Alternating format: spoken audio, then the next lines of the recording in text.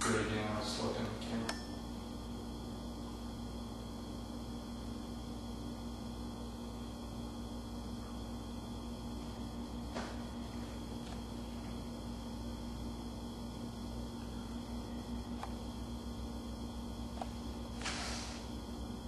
Hello, my name is Nathan Carlson.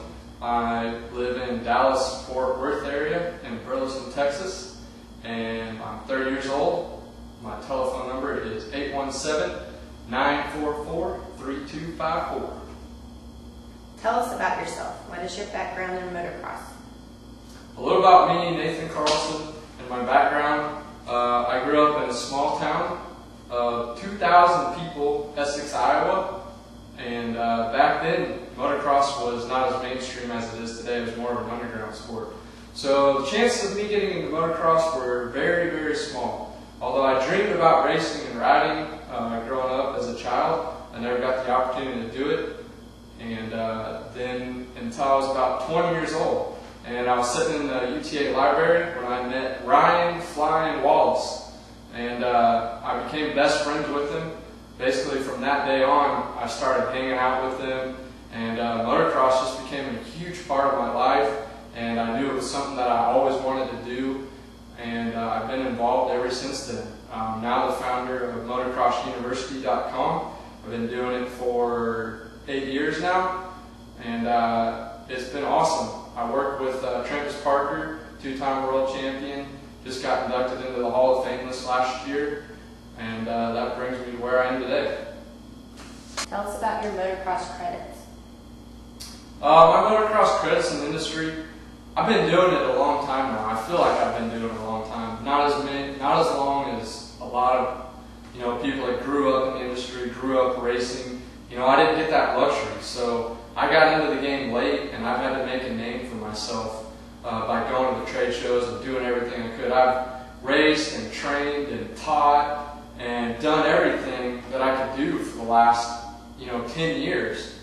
And I've got to work with some of the best in the industry at this point. Now I've finally got to work with Travis Parker, a two-time world champion. It's been awesome to work with him. For me, that was a great accomplishment. Racing-wise, this year I won 3 amateur national titles, and I've wanted to do that since I've started racing.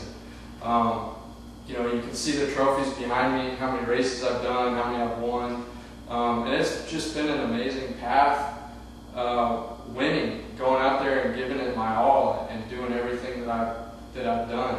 Now Motocross University, in my opinion, has become very successful. I've worked with so many people over the past. I started out with Brad Woolsey, who was the Team Green rider, or Team Green mechanic.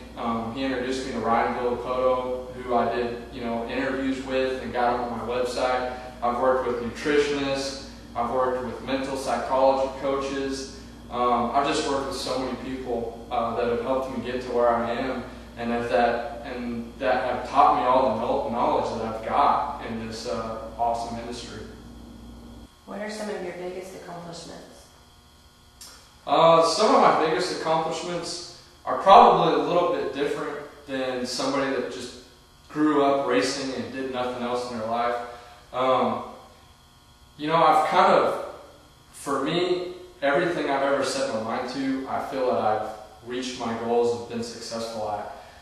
Growing up in a small town, I played football, I played basketball, I ran track, I played all the sports. And it was a lot of fun, and that's what I was into. I wanted to win. I've always wanted to win, no matter what I do and what I choose in life. When I was a junior in high school, my golf coach and basketball coach came to me and said, "Nathan, you're not going to be 7 foot tall, so you're not going to play professional basketball, and you've got to get a job. You've told me this, and you can't do everything that you're doing right now. So why don't you take all your time and put it towards golf? You're an outstanding golfer." So I went home that night and I sat down and I thought about it. For the first time in my life, I wrote goals down. And my goal was to pay for college with golf, because otherwise I wasn't going to be able to afford college. I didn't have the luxury of growing up in a wealthy family. And from that day on, I got a job at a golf course, and I lived, ate, slept, and breathed golf religiously for 2 years. And at the end of that 2 years, I was a top junior golfer in Phoenix, Arizona, and I got a golf scholarship to the University of Texas Arlington. I got other scholarships offered to me and given to me by the Junior Golf Association, the Phoenix Thunderbirds, and that to me was a huge accomplishment and taught me so much that if I worked hard and went out and just gave it my all, that I could achieve whatever I wanted to achieve. My next accomplishment, I got out of college and I didn't have the luxury to go play professional golf because I had to work and I had to get a job. And I was crossed with another path, and I sat down and I said, I'm not going to take the same path as my friends. I'm not going to go sit at a desk and take a job. So I went out and I raised money and I started Motocross University, and I worked hard again and I started over again. And I went to the trade shows and did everything I could to make Motocross University successful. And today I feel that it's successful, and to me very successful. We teach the top schools at the amateur nationals now. We teach so many of the top riders, and I work with a 2-time world champion, and I've started a product line, and it's been awesome. When did you get started in motocross? How did you get started? I got started in motocross for me when I was a kid. I grew up dreaming about it. I always wanted to do it, and it was just a lifelong dream. I got started in motocross again when I was with Ryan Wallace. I met him at the UTA library, and man, as soon as I found out he was a professional motocross racer, I was just got so involved with his lifestyle and what he did.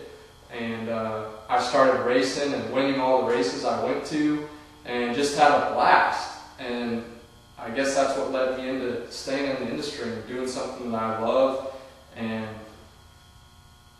doing something that I love for a life, not only just doing it as a hobby.